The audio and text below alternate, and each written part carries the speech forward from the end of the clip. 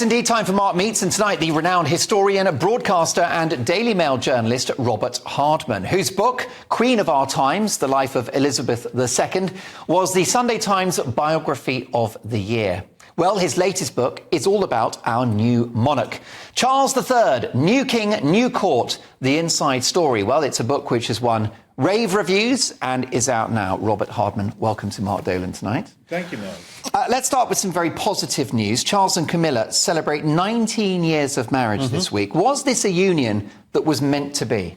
Well, looking back on it, yes. And I remember the day in Windsor Castle back in 2005. And it did feel like a turning point, actually, because they had been through, particularly Camilla and Mrs. Parker Bowles, as she then was in the late 90s, had been much vilified in certain sections of the media. But it was a true love story, and that's been seen to be the case. And she's absolutely, her role now, I mean, she's so central to the whole royal setup, and we are so lucky to have her, frankly, as we've seen in the last few weeks with the state of play, that you know, it's definitely a cause for celebration, I think. And she's not somebody that ever set out or particularly wanted to be queen. No, I mean, absolutely not. It just wasn't her sort of thing. I mean, it was you know, she first met the then Prince of Wales, I mean, way back in the early 70s. Their life obviously took a different course.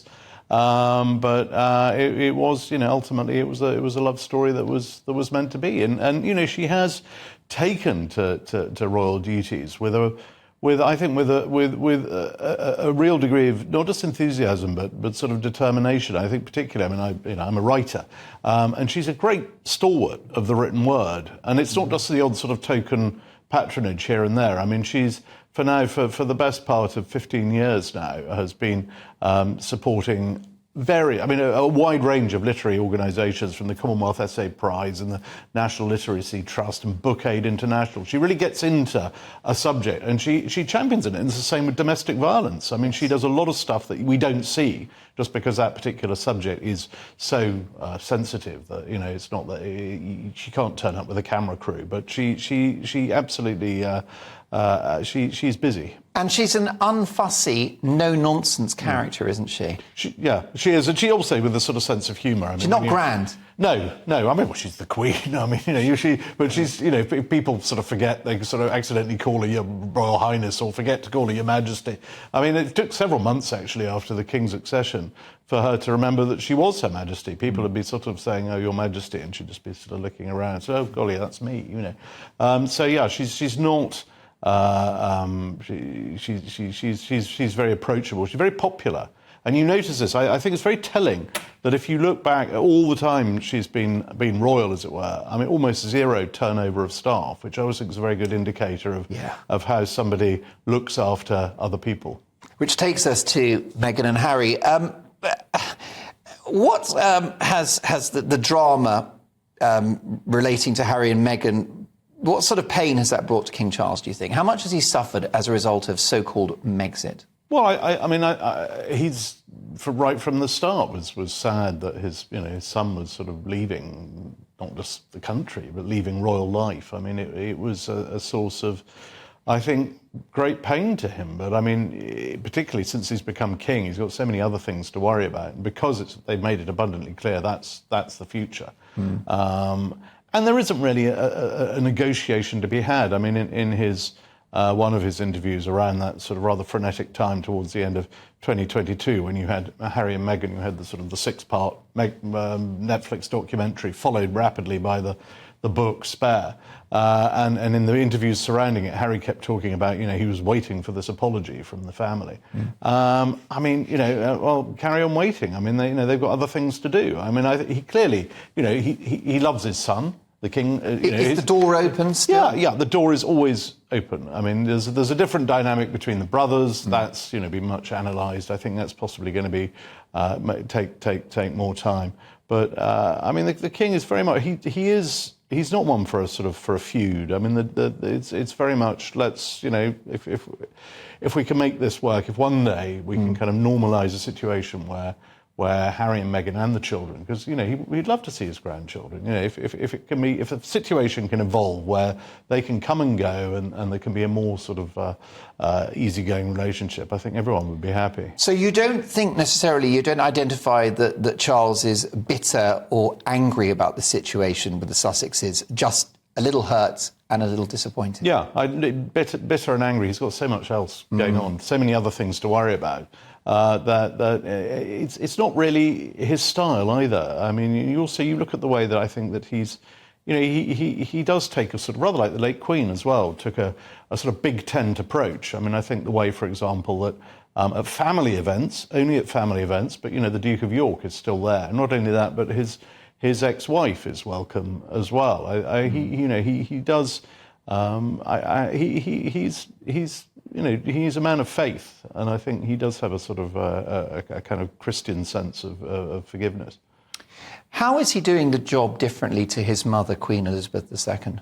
Well, clearly every generation does things slightly differently. I mean, it is it's a less formal operation. I mean, I think we saw that right from the start. I mean, if you look back to the immediate hours and days after the death of Elizabeth II, after she succeeded to the throne in 1952, Britain had to wait 10.5 months to hear the new sovereign speak in public.